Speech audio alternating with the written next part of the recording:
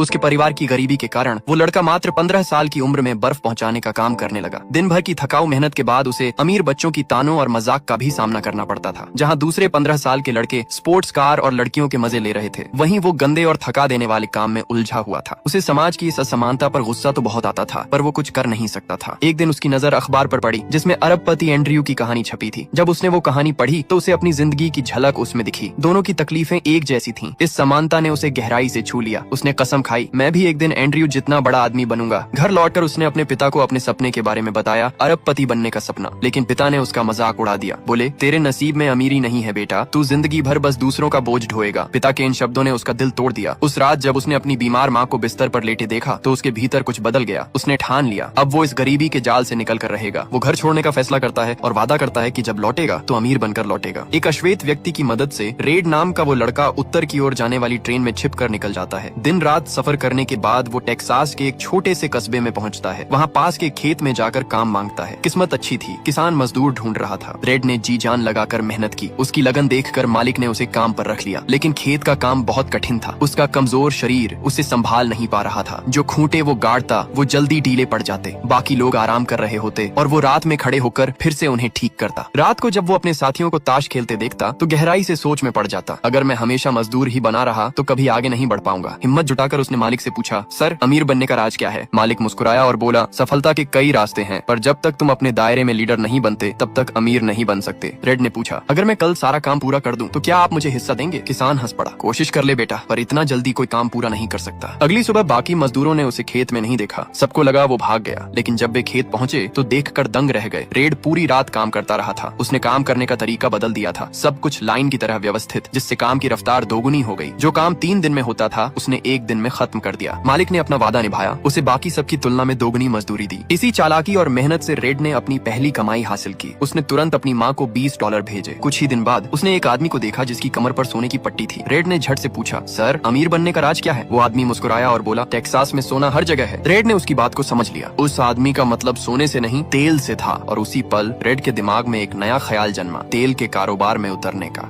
और फिर video like करने पर पार्ट 2 मिल जाएगा।